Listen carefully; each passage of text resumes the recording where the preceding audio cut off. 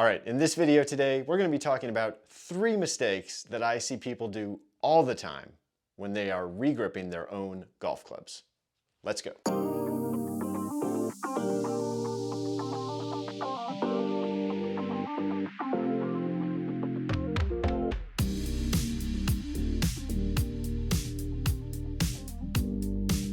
Hi everyone, welcome back to the channel. Hope you're having a wonderful day. So this video, we're going to be talking about 3 mistakes that I see all the time when people are trying to regrip their own golf clubs. And some of these mistakes actually happen because, well, I see it on YouTube. There are plenty of people on YouTube telling you how to regrip your golf clubs. And sometimes the information that they're giving or the technique they're using is not the best. So we're going to cover 3 of the big ones that I see all the time, and hopefully it'll help you be better at putting those grips on the right way and getting the result that you want. Oh, by the way, if you enjoyed this video, make sure you go down below and subscribe to the channel when you have a moment. Thank you. Okay, here's mistake number 1, and it has to do with the tools that you use when you're regripping, specifically the knife when we're cutting off the old grip.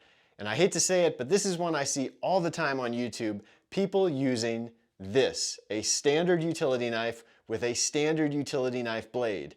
And they go in and they start saying, all right, you want to get in here real tight and kind of real gently cut the grip off, but don't go too far, because if you've got graphite, you'll cut into it, but you got to go just far enough, or they'll roll it up, or they'll do any number of things. Look, this right here, this standard utility knife blade is not the right tool for the job. Well, except I still kind of need that. So look, if you're going to regrip golf clubs and you want to make sure that 1, you don't damage the golf club, and 2, you don't cut yourself, straight blade like this in the utility knife, not what we want. What we want is this, a hooked utility knife blade. And there is, look, there's no excuse to not just go ahead and get some of these. You can get 10 of them for like $10. Costs next to nothing, but this is the right blade to use when you are regripping golf clubs, because it makes it vastly easier, far less likely you're going to cut yourself, and definitely far less likely that you're going to in any way damage a graphite golf shaft. So straight blade out, we're going to put in this hooked blade.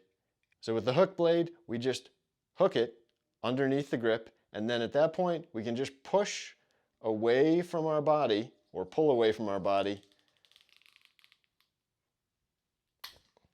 cut the grip just like that, and take it off.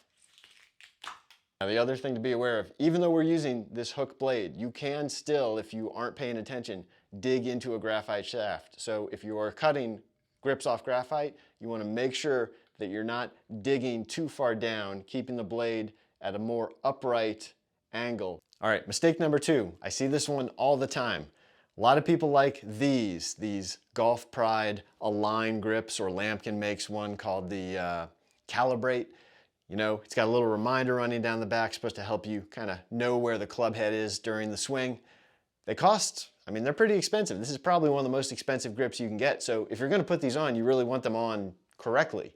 But I see all the time, people put these grips on, and instead of this line being nice and straight going down the back, it's all kinds of wonky, weird, it's got weird curves in it. It just does not look right. And I can't imagine that when you actually hold the grip like that, that's actually going to help you that much if you've got this weird curve in it, especially if you're inconsistent from one club to the next and you do a whole set of these. So second tip, second thing you don't want to do is just put one of these grips on and just get it lined up looking down the top of the grip.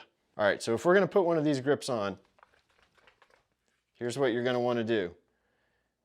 Get our solvent on, get the tape nice and wet. And then after we put the grip on,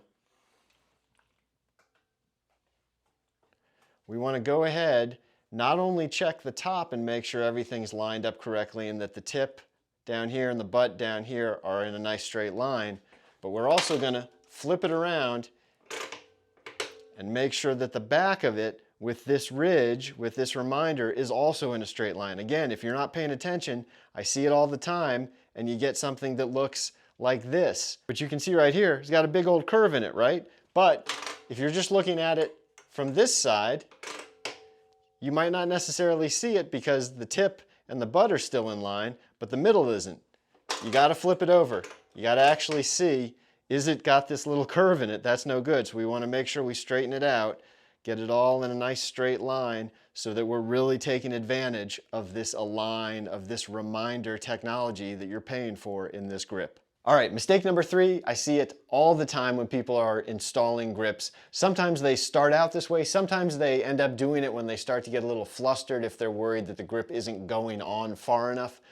But the basic thing that happens is people are gripping the club and putting the force too much down here at the tip when you're sliding it onto the shaft. Now, why is that a problem? Well, if you try and get the grip on, holding it mainly down here at the tip end, it's very easy to stretch this grip out, and all of a sudden you've put it onto the club, stretched it way further than it needs to be, and actually shrunken the diameter of the grip down so it's no longer whatever size it's supposed to be. It's actually like one size smaller. All right, so here's what we don't want to do. We got our tape, we've got our solvent. When we slide this grip on, we start thinking, uh-oh, I'm worried it's not going to get on far enough, and we stretch it out, and we kind of pull it from the very tip side here, trying to make sure that the butt end is all the way on, but what ends up happening is we've now stretched all this material way down, and this is a whole lot thinner than it is really meant to be. Now, I've talked about this before in other videos. You can actually use this technique on purpose if you are trying to make a grip a little bit smaller, if you want a little smaller grip.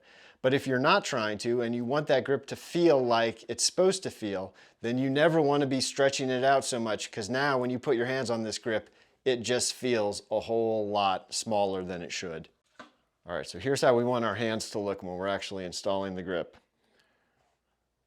We're going to put solvent on it, which is not pouring out very easily out of this grip.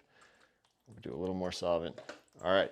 When we install it, this hand, your top hand, is just guiding it. The bottom hand is the one applying all the force, just like that. And then once we have it all the way on, now we can rotate it, make sure everything's lined up the way we want it to. But the entire time we made sure that we were pushing it on down here at the bottom, at the butt end, and just guiding it up here at the top end. Hey, if you're interested in getting a fitting or a custom club build or a repair done, you can contact me at elitefitgolf.com. If you enjoyed this video, make sure you go down below, like, comment, subscribe to the channel, and hit the bell icon so you'll be alerted when I post new videos, and I will see you on the next one. Bye.